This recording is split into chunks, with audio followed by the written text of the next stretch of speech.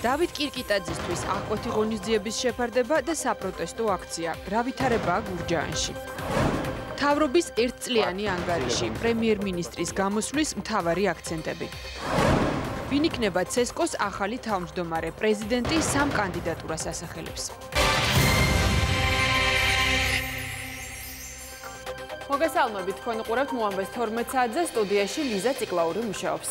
რა გადაწყვეტილებას მიიღებს გურჯაანის საქალაქო სასამართლო? უკვე 1 საათია დავით კირკიტაძისთვის აღკვეთი ღონისძიების შეფარდებაზე მსჯელობა მიმდინარეობს. პროკურატურა პატიმრობას ითხოვს. სასამართლოს ხდომის პარალელურად საპროტესტო აქცია მიმდინარეობს სასამართლოს ეზოში.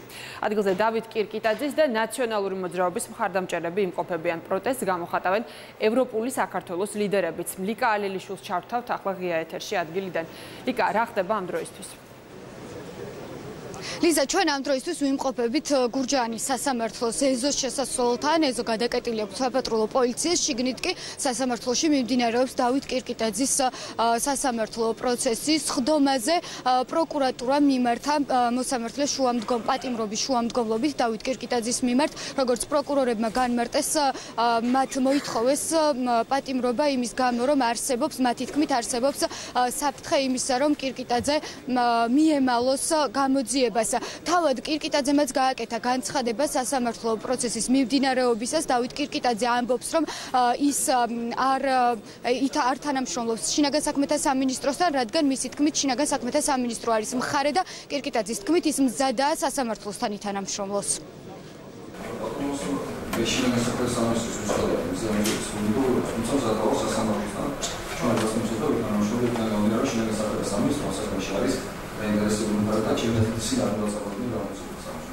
პოლიციის სამსახურებრივი მოვალეობის შესრულებისას არის სახელმწიფოს წარმომადგენელი. ის იცავს სახელმწიფო.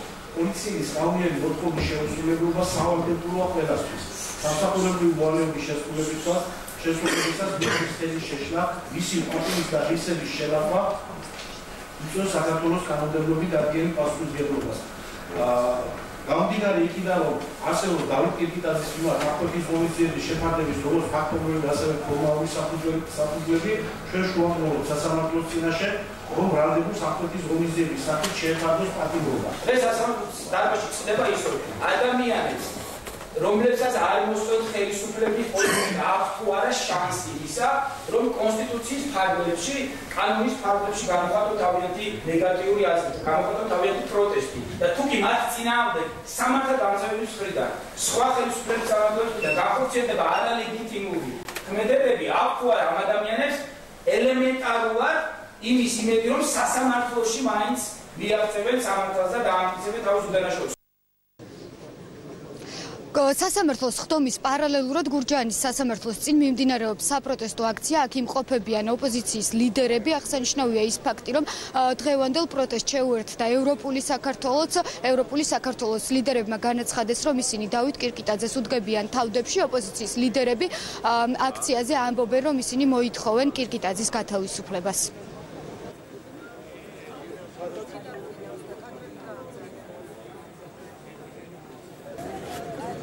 დეპუტატებს არ უშვებდნენ, რომლებიც თავდებათ უდგებოდნენ და ყველაზე მთავარი, რომ პოლიცია, ხო ხედავთ, პოლიცია დგას, გადატენილია მთელი ადმინისტრაციული შენობის ეზო და ყველაზე სამარცხვინო რაც არის, ჩვენმა მეგობრებმა უკვე ისაუბრეს, ქალბატონების განივთება და ქალბატონების აფარება ფარად.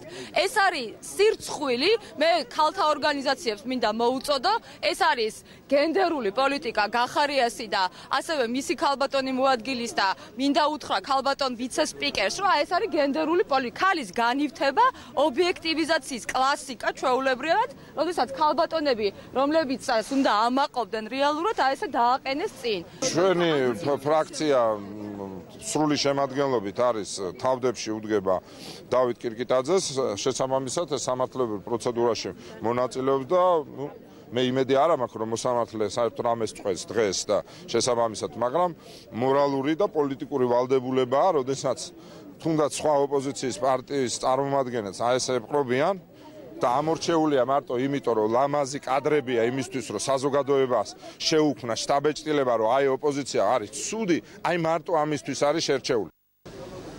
დავით კირკიტაძე სოფელ ველისციხეში განვითარებული მოვლენების შემდეგ დააკავეს სამართალდამცველებისთვის წინააღმდეგობის გაწევის, ფიზიკური შეურაცხყოფისა და ტექნიკის დაზიანების გამო სისხლის სამართლის კოდექსის 353 პრიმა მუხლით, როგორც გითხარით, დაახლოებით 1 საათია, რაც მიმდინარეობს სასამართლო პროცესი გურჯაანის სასამართლოში. ჯერჯერობით ჩვენთვის უცნობია, რა გადაწყვეტილებას მიიღებს მოსამართლე. პარალელურად კი გურჯაანის სასამართლოს წინ მიმდინარეობს საპროტესტო აქცია და აქ მობილიზებულია საპატრულო პოლიცია. მადლობა ლიკა ალელიშვილი გურჯაანიდან საუბრობდა პირდაპირ ეთერში. შინაგან საქმეთა სამინისტრომ კახეთში მომხდარ ინციდენტში მონაწილე ქალი დააკავა. ის 1960 წელსაა დაბადებული. მოსამართლის განჩინების საფუძველზე დაკავება თბილისში მოხდა. შინაგან საქმეთა სამინისტრომ ინციდენტში მონაწილე ქმ სისხლის სამართლის კოდექსის 187 მუხლის პირველი ნაწილით გათვალისწინებული დანაშაულისთვის აიყვანა, რაც სხვისი ნივთის დაზიანებას გულისხმობს. უწყების ინფორმაციით გრძელდება ინციდენტების ამსახველი ვიდეო მასალის შესწავლა.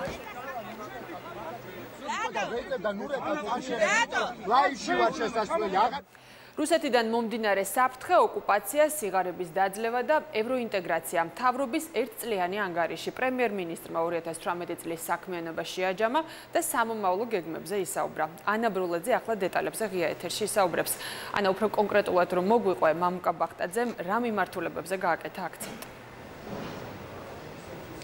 პრემიერმა საუბარი დაიწყო ორი მთავარ გამოწვევაზე საუბრით, რომელიც მისი განცხადებით დგას ხელისუფლების წინაშე, ეს არის ოკუპაცია და სიღარიბე და მამუკა ბახტაძემ თქვა, რომ ამ მთავარი პრობლემებისა და გამოწვევის მოსაგვარებლად მისი თითოეული წინამორბედი არ იშურებდა ძალისხმევას, თუმცა ეს არის ის საკითხები, რომლის გარშემოც უნდა გაერთიანდეს საზოგადოების თითოეული წევრი, ყველა მოქალაქე, ვინაიდან ეს არის პრობლემა, რომელიც ყველას თანაბრად აწუხებს. პრემიერმა თქვა, რომ ამ საკითხის მოსაგვარებლად ისინი ძალისხმევას არც მომავალ არ დაიშურებენ და მაგალითად პირველი ხელშესახები შედეგი არის ის, რომ ბოლო წლების განმავლობაში მაგალითად სიღარიბე 10%-ით შემცირდა.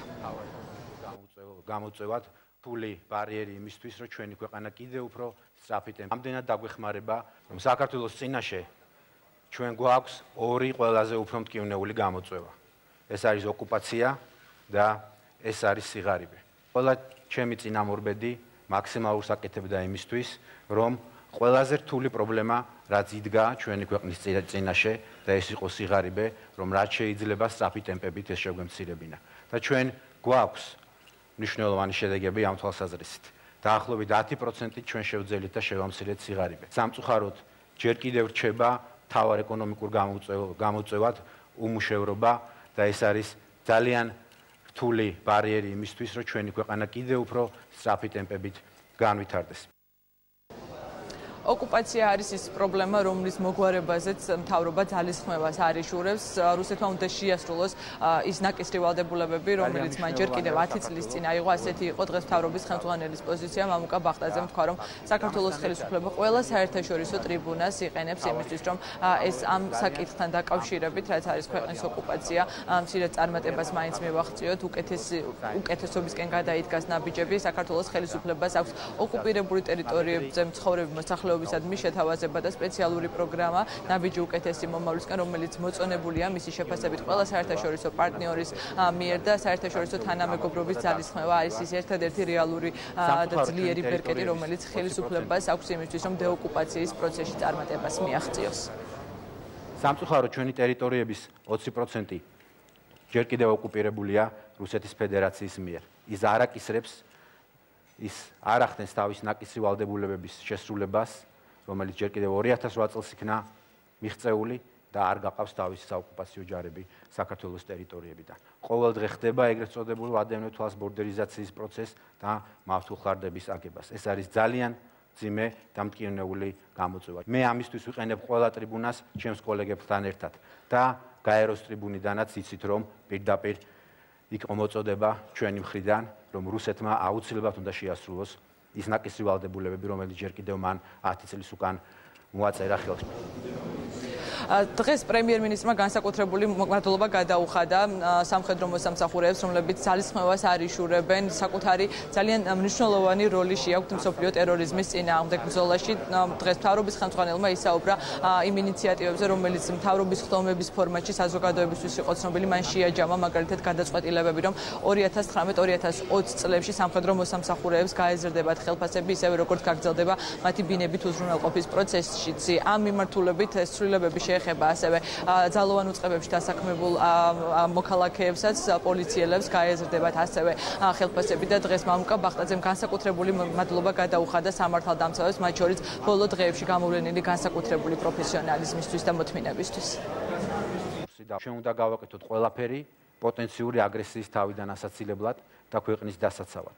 მე მინდა განსაკუთრებით გამოვყო ტოტალური თავდაცვის რეფორმა, რომელიც არის ძალიან მნიშვნელოვანი წინაპირობა იმისთვის, რომ საქართველო იყოს უფრო მეტად დაცული. ბოლო კვირეების განმავლობაში განვითარებულმა მოვლენებმა კიდევ ერთხელ ქართულ საზოგადოებას დაანახა თუ როგორი მაღალი პროფესიონალებით არის დღეს ქართული პოლიცია დაკომპლექტებული. ეს გახლავთ იმის შედეგი, რომ ჩვენ ძალიან მნიშვნელოვან რეფორმებს ვახორციელებთ შინაგან საქმეთა სამინისტროში.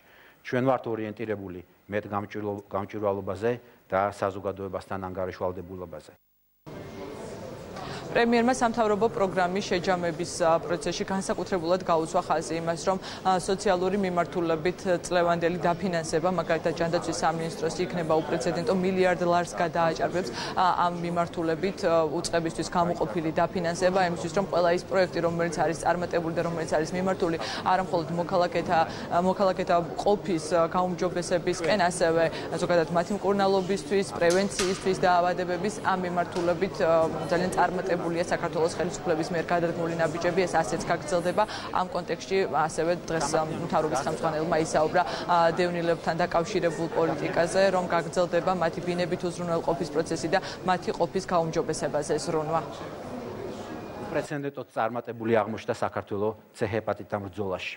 საქართველო არის ერთადერთი ქვეყანა დღეს, რომელსაც აქვს ყველა წინაპირობა იმისთვის, რომ C-ჰეპატიტის ელიმინაცია მოხდეს საქართველოში სრულად. ჩვენ მნიშვნელოვნად დავაკორექტირებთ ჩვენი სოციალური დაცვის პოლიტიკაც. ვაგრძელებთ ძალიან მნიშვნელოვან პროექტებს, რომელიც გულისხმობს ჩვენი დევნილებისთვის სახლების მშენებლობას და ბინებით უზრუნველყოფას. 491 დევნილ ოჯახს ახალაშენებულ კორპუსში გადაეცა ბინა. 2019 წელს 1100 დევნილ ოჯახს ჩვენ გადავცემთ ახალაშენებულ ბინას, 1500 ოჯახს საკუთრებაში გადაეცემა საცხოვრებელი ფართობი, ხოლო თითქმის 3000 დევნილი ოჯახი მიიღებს ახალ საცხოვრებელ სახლს. დღეს მთავრობის ხელმძღვანელმა წლიური ანგარიშის შეჯამებისას განსაკუთრებით და ხაზგასმით ისაუბრა საგარეო პოლიტიკაზე, იმ პრიორიტეტებზე, რომელიც აქვს ქვეყანას, რომლის მთავარი ამოცანაა, რომ საქართველო გახდეს ევროპული ოჯახის სრულფასოვანი წევრი. მან თქვა, რომ ძალისხმევას არ იშურებს ხელისუფლება საგარეო ასპარეზზე წარმატების მისაღწევად, საკმაოდ წარმატებული იყო მისი შეფასებით ნატოს ბოლო მინისტერიალი, ისევე როგორც ქვეყანა გადავიდა ევროკავშირთან განსაკუთრებული ურთიერთობების ფორმატზე, რომელთაც აღმოსავლეთ პარტნიორებს შორის მხოლოდ საქართველო სარგებლობს, ძალიან მჭიდრო არის ურთიერთობა, ისევ როგორც არასდროს მამუკა ბახტაძის განცხადებით ქვეყნის მთავარ სტრატეგიულ პარტნიორთან, ამერიკის შეერთებულ შტატებთან და ამ მიმართულებით მუშაობაც მთავრობის მეთაურის განმარტებით და განცხადებით აუცილებლად კიდევ უფრო მეტად აქტიურ რეჟიმში გაგრძელდება.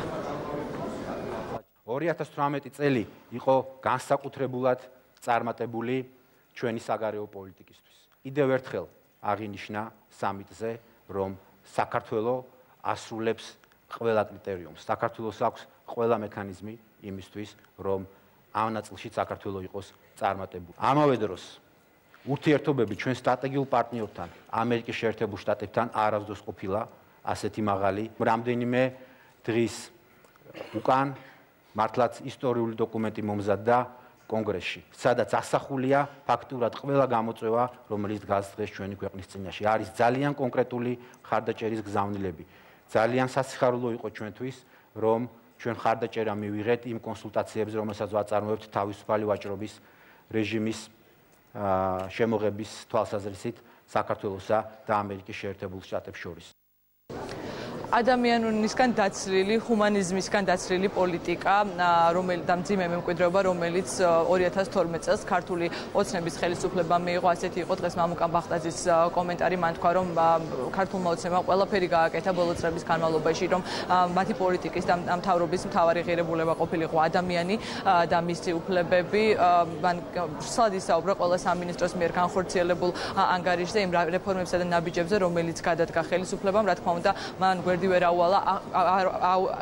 აუარა ახალ პოლიტიკურ რეალობას. საქართველოს გადავიდა კონსტიტუციის ამოქმედების შემდეგ საპარლამენტო რესპუბლიკის მოდელზე და მამუკა ბახტაძემ დღეს სამთავრობო ანგარიშზე საუბრისას კიდევ ერთხელ მიულოცა საქართველოს პირველ ქალ პრეზიდენტ სალომე ზურაბიშვილს გამარჯვება და წარმატება უსურვა თავის მოვალეობების ეფექტურად შესრულების კუთხით. მადლობა ანა, ეს ანა ბროლაძე იყო პოლიტიკური და სოციალური საკითხების პარალელურად შემაჯამებელ ანგარიშში საკმაოდ დიდი ყურადღება დაეთმო ეკონომიკურ მიმართულებას. აღინიშნა, რომ ბიზნესის კეთების კუთხით ჩვენი ქვეყანა დაწინაურდა. ეკონომიკურ მიმართულებაზე სანდრო ჯუფალაკიანი ახლა დეტალებზე ისაუბრებს ღია ეთერში და პრემიერის აქცენტებს გაგვაცნობს. სანდრო, პირდაპირ ეთერში.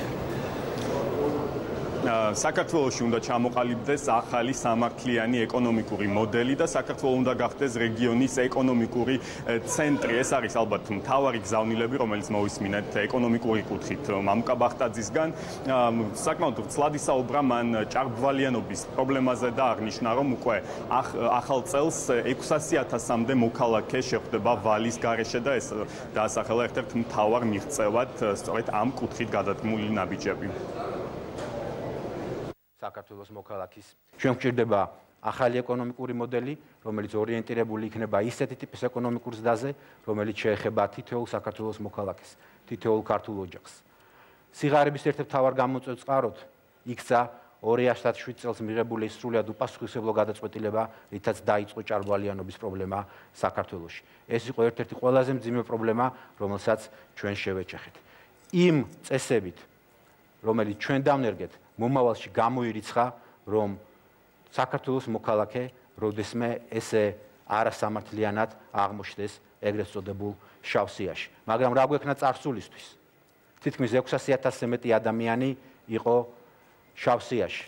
ეს რას ნიშნავს? ეს ნიშნავს, რომ ჩვენი სამუშაო ძალის თითქმის 1/3 აღმოჩნდა ნორმალური, ცივილიზებული, სოციალური თუ ეკონომიკური ცხოვრების მიღმა. ეს არის სრულიად წარმოუდგენელი. ვერც ერთი ეკონომიკური რეფორმა ვერ გადაფარავდა ამ უდიდეს გამოწვევას და ძალიან დიდ მინუსს. იცით, რომ ამ ნაწილში ჩვენ მივიღეთ ძალიან პრინციპული გადაწყვეტილება და დავიწყეთ მართლაც უპრეცედენტო პროექტი. ეს არის ერთჯერადი სოლიდარობის აქტი, რომლის მიხედვითაც 2019 წლის 1 იანვარს, ახალ წელს, ჩვენი 600,000 მოქალაქე, 600,000 ოჯახი შეხვდება ვალის გარეშე და შავი სიის გარეშე. პრემიერ-მინისტრმა ისაუბრა საგადასახადო კუთხით განხორციელებულ ნაბიჯებზე, მაგალითად მეწარმეებისთვის ამოქმედებულ შეღავათებზე, ასევე ამ კუთხით დაგეგმილ ცვლილებებზე, ეს არის ასამოქმედებელი საბაჟო კოდექსი, ცვლილებები საგადასახადო კოდექსში, რაც შეეხება საერთაშორისო შეფასებებს, საქართველოს ათეულშია რამდენიმე მნიშვნელოვან საერთაშორისო რეიტინგში, ეს არის ბიზნესის კეთების, ბიუჯეტის გამჭვირვალობის, ასევე ეკონომიკური თავისუფლების მიმართულებით და კიდევ ერთი განცხადება პრემიერ-მინისტრი აცხადებს, რომ 2023 წელს საქართველოს უნდა მიიღოს საინვესტიციო რეიტინგი და ეს გახდება ქვეყნის განვითარებისთვის ერთ-ერთი მნიშვნელოვანი მიმართულება. ჩვენთვის, რომ წელს საქართველოს დასახელებული იქნა მე-6 ადგილზე მსოფლიო ბანკის მიერ ბიზნესის კეთების თვალსაზრისით და ეს არის ძალიან დიდი წარმატება.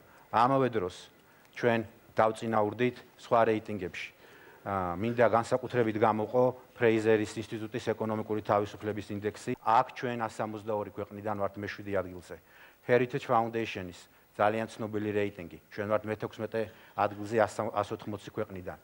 ღია ბიუჯეტის ინდექსი, რომელიც ზომავს ბიუჯეტის გამჭვირვალობას. ჩვენ ვართ მე-5 ადგილზე. ჩვენი ამოცანა არის ის, რომ კიდევ უფრო გავაუმჯობესოთ ეს მიღწევა და ყველა რეიტინგში საქართველოს იყოს top 5-ში. ჩვენი ამავე დროს ძალიან ამბიციური, მაგრამ მიღწევადი ამოცანა გახლავთ ის, რომ 2023 წელს საქართველომ მიიღოს საინვესტიციო რეიტინგი, რომელიც არის მთავარი წინაპირობა იმისთვის, რომ ჩვენ ქვეყანა შევიყვანოთ და დავაყენოთ განვითარებული ეკონომიკების მქონე ქვეყანათა რიცხვის გზაზე.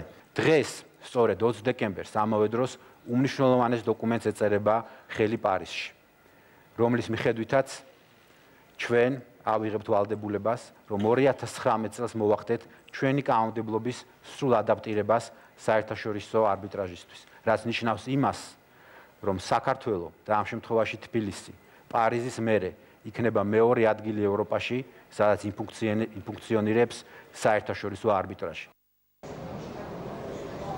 ინფრასტრუქტურა სამთავრობო ანგარიშის კიდევ ერთი ნაწილი მამუკა ბახტაძემ ისაუბრა წელს განხორციელებულ პროექტებზე, ასევე მომავალ წელს დაგეგმილ ცვლილ პროექტებზე ამ მიმართულებით, მათ შორის ავტობანის მშენებლობის მიმართულებით და თბილისში მიწის ზედა მეტროს პროექტთან დაკავშირებით. ავიღებთ ვალდებულებიდან ასაცილებლად და 2018 წელს თუ ჩვენ შევაჯამებთ, რეაბილიტაცია ჩაუტარდა 210 კილომეტრ გზას, 20 ხიდს და დასრულდა 17 ნაპირსამაგრი პროექტი. წელს ამავე დროს დასრულდა საქართველოს ისტორიაში ყველაზე უფრო მასშტაბური დევდორაკის თითქმის 2 კილომეტრიანი გვირაბის მშენებლობა, რომელიც მართლაც საერთაშორისო მნიშვნელობის იყო ჩვენთვის. საბოლოო ჯამში ჩვენ მომდევნო წლების განმავლობაში, კერძოდ 2022 წლის ჩათვლით საქართველოში ყველა ინფრასტრუქტურულ პროექტს დავამთავრეთ. ყველა ინფრასტრუქტურულ პროექტს, რომელიც კავშირშია საქართველოს ეკონომიკურ აღმავლობასთან. 2019 წელს დაიწყება ძალიან მნიშვნელოვანი პროექტის მიწისზედა მეტროს მშენებლობა და თბილისს დაემატება 8 ახალი მეტროსადგური. ჩვენ ამ პროექტს გავაკეთებთ იმ პროექტის სანაცვლოდ, რომელსაც ეწოდებოდა თბილისის შემოვლითი რკინიგზა, რომელიც იყო სრულიად გაუაზრებელი და საინჟინრო თვალსაზრისით მიუღებელი. ამ პროექტის სანაცვლოდ თბილისი მიიღებს მართლაც ისტორიული მნიშვნელობის მქონე პროექტს. ბახტაძის განცხადებით ერთ-ერთი მთავარი ამოცანა საქართველოში მწვანე ეკონომიკის განვითარება, ასევე დღევანდელ ანგარიშში საუბარი იყო სოფლის მეურნეობის სფეროში დაგეგმილ და განხორციელებულ ცვლილებებზე, მაგალითად 1 მილიარდ ლარზე მეტი იქნება ექსპორტი, რომელსაც წელს განხორციელებს საქართველო სოფლის მეურნეობის პროდუქტების მიმართულებით. მადლობა სანდრო, მე სანდრო ჯუფალაკიანი იყო, მთავრობამ შეაჯამა ერთწლიანი საქმიანობა, პრემიერ-მინისტრის განცხადებები და აქცენტები მოისმინეთ პირდაპირ ეთერში. ახალი პრეზიდენტის ერთ-ერთი პირველი პოლიტიკური გადაწყვეტილების მოლოდინში, ვის დაასახელებს სესკოს თავმჯდომარის ვაკანტურ პოსტზე სალომე ზურაბიშვილი. პრეზიდენტმა 3 კანდიდატურა საარჩევნო კომისიას უნდა შესთავაზოს. აღნიშნულთან დაკავშირებით ცოტა ხნის წინ საპარლამენტო მდივანმა დიმიტრი გაბუნიამ გააკეთა განცხადება. სალომე ქოქიაშვილი ახლა მისი განცხადების შესახებ ისაუბრებს პირდაპირ ეთერში. სალომე, გისმენთ. ჩვენ ალბათ უკვე ხვალისთვის უნდა ველოდოთ იმას, რომ საქართველოს ახლად არჩეული პრეზიდენტი დაასახელებს ცენტრალური საარჩევნო კომისიის თავმჯდომარეობის 3 სხვადასხვა კანდიდატს. ხვალი წურება პრინციპში კანონმდებლობით დადგენილი ვადა, როგორც მისი საპარლამენტო მდივანი დღეს განმარტავს, დღევანდელ დღეს საქართველოს პრეზიდენტი გამოიყენებს არასამთავრობო ორგანიზაციებთან კონსულტაციებისთვის. არასამთავრობო ორგანიზაციებთან კონსულტაციებს ასევე ითვალისწინებს კანონი. როგორც დიმიტრი გაბუნიამ გითხრა, დღის მეორე ნახევარში შედგება ამგვარი კონსულტაციები. შესაბამისად მას წინასწარ არ უსაუბრია იმაზე თუ ვინ შეიძლება იყოს სავარაუდოდ დასახელებულ 3 კანდიდატს შორის. ვრცელდება პრინციპში ინფორმაცია იმის თაობაზეც, რომ 3 კანდიდატს შორის კვლავინდებურად შეიძლება იყოს თამარ ჟვანია, რომელსაც ერთი ვადა ცენტრალური საარჩევნო კომისიის თავმჯდომარის პოსტზე უკვე ამოეწურა. თუმცა გაბუნია ამბობს, რომ ჯერჯერობით ის პრეზიდენტის ნაცვლად წინასწარ ვერ ისაუბრებს ამ თემაზე, მაგრამ მისი პოზიციით და მისი გადასახედით მათ თამარ ჟვანიასთან არანაირი პრეტენზია არ აქვთ. მოქმედი კანონმდებლობით დადგენილი წესით მე არსად არა მაქვს, როგორც პრეზიდენტს, დადგენილი რომ ორშაბათს ან სამშაბათს უნდა დავიწყო კონსულტაციები. არავის არ უთქვამს, რომ ეს არის ფორს მაჟორი. მე უნდა გავიარო კონსულტაციები არასამთავრობო ორგანიზაციებთან იმ ვადაში, რომელიც დამიწესა კანონმა. პრეზიდენტმა უნდა მიიღოს გადაწყვეტილება, თუ მე პირადად მეკითხებით, მე თამარ ჟვანიასთან მიმართებაში არანაირი პრეტენზია არ აქვს. ახლა სწორედ თემა არის ის, დღეს ერთ შეხვედრაში მოესწრება თუ არა, ვთქვათ, ისეთი საფუძვლიანი კონსულტაციები, რომლის შედეგადაც იქნება შესაძლებლობა, რომ შეერჩეს 3 კანდიდატურა, თუმცა ყოველ შემთხვევაში, როგორც პრეზიდენტის საპარლამენტო მდივანი ამბობს, ასეთ შემთხვევაში კანონი ადგენს იმას, რომ პრეზიდენტს უნდა ჰქონდეს კონსულტაციები არასამთავრობო სექტორთან, თუმცა არ არის გარკვეული ვალდებულებები ჩადებული კანონში, რომ მხოლოდ და მხოლოდ მაგალითად არასამთავრობო სექტორის მიერ წარდგენილი კანდიდატურებზე შეარჩევოს არჩევანი. ვნახოთ, როგორ განვითარდება მოვლენები. ყოველ შემთხვევაში გითხრეს, რომ სავარაუდოდ დღეს მეორე ნახევარში უკვე ათენელზის ქუჩაზე მდებარე რეზიდენციაში შეიძლება გაიმართოს ასეთი კონსულტაციები. დავალოთ მოვლენათა განვითარებას, რაც შეეხება ცენტრალური საარჩევნო კომისიის თავმჯდომარის უკვე ვაკანტურ ადგილს. ცენტრალური საარჩევნო კომისიის თავმჯდომარეს თავად ცესკო ირჩევს 5 წლის ვადით და ამ შემთხვევაში თავად ცენტრალური საარჩევნო კომისიის უბრალო უმრავლესობამ უნდა გადაწყვიტოს პრეზიდენტის მიერ წარდგენილი 3 კანდიდატურიდან, რომელს დაუჭერს მხარს და რომელს ერკვევა წილად პატივი, რომ შემდგომი 5 წლის განმავლობაში ცენტრალურ საარჩევნო კომისიას უხელმძღვანელოს. აქვე გეტყვით, რომ პრეზიდენტის ადმინისტრაცია ხვალიდანვე გამოაცხადებს კონკურსს ცენტრალური საარჩევნო კომისიის კიდევ 1 წევრის ვაკანტურ თანამდებობაზე.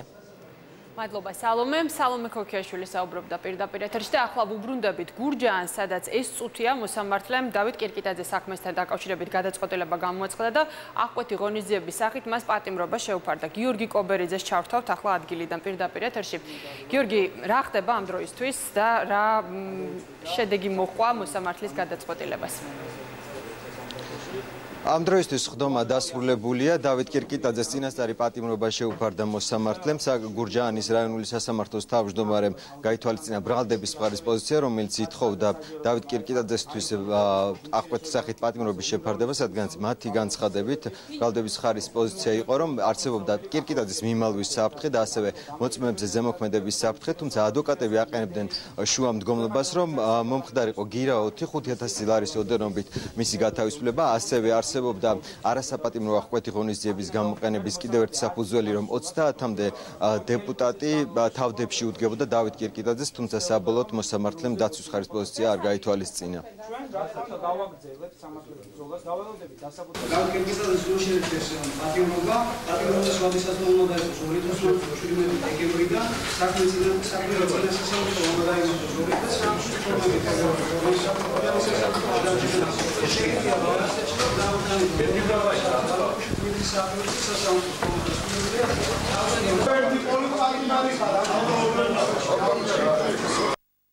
არა. გავასარჩევთ ამ შრომ გადაწყვეტილებას სააპელაციო სასამართლოში, შემდგომ კი გავაგზავნებთ. რა გადაწყვეტილებას მიიღებს დაცვის მხარე და ადვოკატებს კონკრეტულად რა პოზიცია აქვს? ჩვენ ახლა პირდაპირ ეთერში ვკითხავთ დავით კირკიტაძის ადვოკატს. ბატონ გიორგი, როგორ შეაფასებთ თქვენ სასამართლოს გადაწყვეტილებას და თქვენ რა არგუმენტები გქონდათ იმისთვის, რომ არასაპატიმრო ღონისძიება ყოფილიყო გამოყენებული კირკიტაძის მიმართ, რადგან როგორც ბრალდების მხარე ამბობდა, არსებობდა მიმალვის საფრთხე, რადგან ის თავიდანვე არ თანამშრომლობდა გამოძიებასთან და არსებობდა მოწმეებზე ზემოქმედების საფრთხე. სწორედაც რომ სიმბოლურია, რომ მოსამართლემ სათათბიროდაც კი არ გავიდა და გამოაცხადა გადაწყვეტილება, რომელიც ფაქტობრივად ჩვენის თვალთახედვით არავითარ კანონის ფარგლებში არ ჯდება. სწორედ აღნიშნეთ თქვენ. დაველოდებით რით დაასაბუთებს მოსამართლე, რომ დავით კირკიტაძე მიმალვას აპირებდა, მაშინ როდესაც სხვა ქვეყნიდან თავის ფეხით ჩამოვიდა და ჩაერთო სისხლის სამართლებრივ პროცედურებში და დღემდე არავითარი დარღვევა არ ჰქონია. რით დაასაბუთებს მოსამართლე, რომ თურმე მოახდენს ზემოქმედებას დავით კირკიტაძე მოწმეებზე და მტკიცებულებების განადგურებაზე, როდესაც ყველა მოწმე არის პოლიციის თანამშრომელი და როდესაც ყველაფერი საჯაროდ აღბეჭდილი არის ვიდეო მასალაში. თქვენ რას აპირებთ? გაასაჩივრებთ ამ გადაწყვეტილებას? ჩვენ აუცილებლად დაველოდებით დასაბუთებულ გადაწყვეტილებას და გავასაჩივრებთ სააპელაციო ინსტანციაში. და რა პოზიცია გაქვთ იმ ვიდეო მასალაზე, რომელიც ეხება თავად მომხდარ ფაქტს, ამაზე რას ამბობდა, თავად ბრალდების მხარეც რას ამბობს? ის ამბობს, რომ არ აღიარებს ამ დანაშაულს.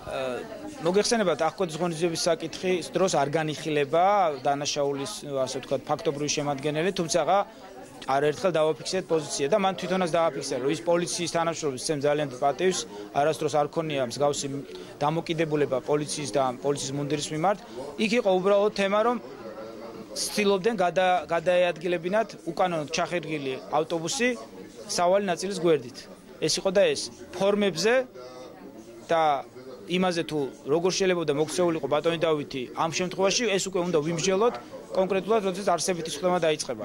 რომელი სახის დანაშაული არის თუ არა სახის რომელიმე სახის დანაშაული, ირღვეოდა თუ არა კონსტიტუციური უფლებები პიროვნებების, იყო თუ არა პოლიცია ლეგიტიმაციის ფარგლებში. ამაზე ჩვენ უკვე სასამართლოს შევეცდებით დავადასტუროთ რასთან ქონდა საქმე. მაგრამ დღეს თავარი ის არის, რომ სასამართლომ გამოიტანა უკანონო გადაწყვეტილება და აპრიორში ჩათვალა, რომ დავით კირკიტაძე მიმალებოდა ან ზემოქმედებას მოახდენდა მოწმეებზე, თუ კი ის არ მოხდებოდა საპატიმრო დაწესებულებაში. ეს არის თავარი დღეს.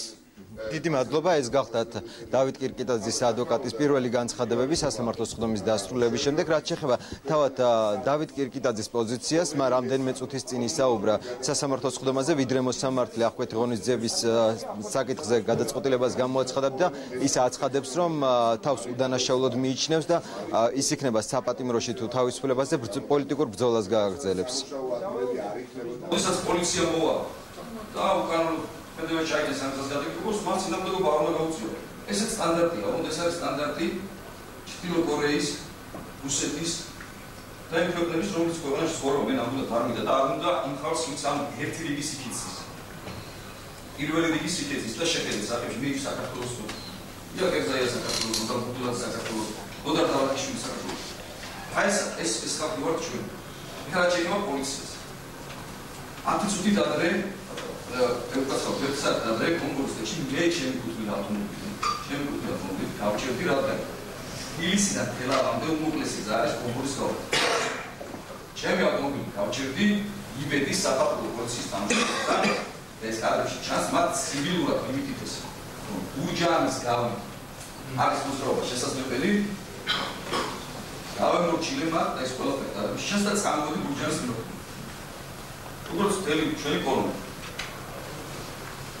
ხოლო როდესაც მოვედით იქ მათგზე ველოსიპედში იქ გაცდავთ და ის სული გამონობა კანონ გარეშე და კანონზე გამოსულია დღევანდელ სასამართლო განხილვას ესწრებოდნენ დეპუტატებით, მათ შორის ნაციონალური მოძრაობიდან და ასევე ევროპული საქართველოსდან, მათ შორის ის დეპუტატებიც იყვნენ, რომლებიც დავით კირკიტაძეს თავდებში უდგებოდნენ. ამ წუთებში კი გურჯაანის რაიონულ სასამართლოსთან კლავ კირკიტაძის მხარდამჭერი აქცია გრძელდება. მადლობა გიორგი კობერიძე იყო და როგორც მან აღნიშნა, საპროტესტო აქცია გრძელდება სასამართლოს ეზოში, სადაც იმყოფებიან დავით კირკიტაძის მხარდამჭერები, კონკრეტულად კი ნაციონალური მოძრაობის და ევროპული საქართველოს ლიდერები.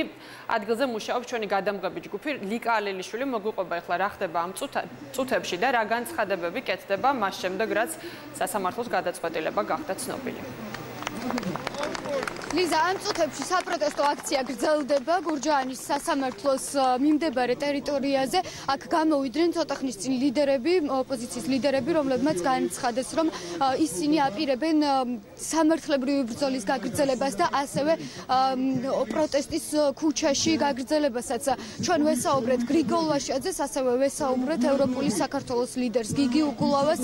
ისინი ამბობენ, რომ დღეს სასამართლომ მიიღო პოლიტიკური გადაწყვეტილება და როგორც თქვენ კადრშიც ხედავთ და ალბათ ხმებიც გესმით, საპროტესტო აქცია კვლავ გრძელდება და ამ დროისთვის მიმდინარეობს უკვე სიტყვით გამოსვლები. პირველად ცხოვრებაში ვიყავი პოლიტიკურ პროცესზე. აი პირველად. სადაც მოსამართლეს უკვე განჩინება გამოტანილი ქონდა და არც დაფიქრებულა სათადბიროდაც კი არ გასულა, სადაც ორი უტიფარი ტიპი, რომელსაც პროკურორები ქვია და რომელიც მარტო ლექსიკით კი არა, სახეებითაც კი გავდნენ ანდრეი ვიშისკის და რონალდ ფრაისნერს. აი ესენი ისხდნენ იქა და ადამიანს გამოუტანეს განაჩენი. დარწმუნებული იყავით, რომ საქართველოში დაიწყო პოლიტიკური ტერორი. მოხდა ის, რაც მოსალოდნელი იყო. მოსამართლეს არც უფიქრია. ჩვენ დიდი ხანია ვიცით ბევრმა საკუთარ ტყავზე, რომ სასამართლო საქართველოში არის უსამართლო და ხელების შვერა, რომ უფრო უსამართლო იყო ადრე, არაფერს არ ცვლით. ის დღეს არის უსამართლო, მაგრამ უსამართლოსთან ერთად დღეს არის ის უტიფარი. რომ თურმე საპროტესტო აქციაზე შეგნებულად მოქმედებდა პოლიციის წინააღმდეგ. სირცხვილი, ეს არის ეროზია ქვეყნის საერთოდ კონსტიტუციური მოწყობის. როგორც ხედავთ, საპროტესტო აქცია გურჯაანის სასამართლოს წინ კვლავ მიმდინარეობს. ამ დროისთვის სიტყვით გამოდიან ოპოზიციის ლიდერები. ჩვენთვის ჯერჯერობით ამ ეტაპზე უცნობია, საპროტესტო აქცია გაგრძელდება კვლავ გურჯაანში თუ გადაინაცვლებს დედაქალაქში. მადლობა ლიკა. ეს ლიკა ალელიშვილი იყო. მე შეგახსენებთ, რომ სასამართლომ დავით კირკიტაძეს აღკვეთი ღონისძიების სახით პატიმრობა შეუფარდა და ამ წუთებში მიმდინარეობს საპროტესტო აქცია ნაციონალური მოძრაობის სასამართლოს ეზოში. და ახლა კიდევ გადავინაცვლოთ გადაცემა ნაშუადღების სტუდიაში და გავიგოთ თუ რა თემებზე ექნებათ დღეს მათ საუბარი. ფინა ლაღიძე, მოგესალმებით. გამარჯობა ლიზა.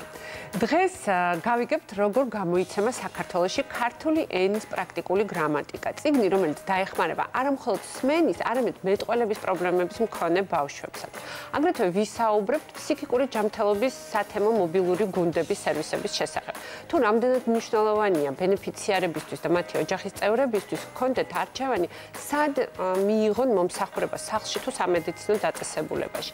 დღეს ხუთშაბათია და ტრადიციულად ფოტოგრაფიას დაეთმობა დრო. ნაშოთროს ნესტან ნიჟარაძე შემოგვიერთდება და მოგვიყვება თბილისის ფოტოგრაფიისა და მულტიმედიის მუზეუმის მიერ ნიფოსში ჩატარებული გამოსახულების ფაბრიკის შესახებ. და რა თქმა უნდა, შემოგთავაზებ ჩვენი გადაცემის კულინარიულ კომპონენტს, სადაც ჯობა სტუმართან ერთად დაამზადებს ახალ კერძს და შემდეგ თავისი პატარა მხიარული ფერის, მაგრამ ამპარტავანი და იმპულსური ხასიათის მქონე ფოტოაპარატით გადაიღებს სამახსოვრო ფოტოს. ისე რომ დაგველოდეთ სულ რამდენიმე წუთში ეს ყველაფერი. წარმატებულ ეთერს გისურვებთ. მომბის 12 საათიანი გამოშვება კი ამით დასრულებული აქვს. მადლობ ყურადღებისთვის. ახალი ამბებით 3 საათზე დაგიბრუნდებით, ასე რომ დაგველოდეთ.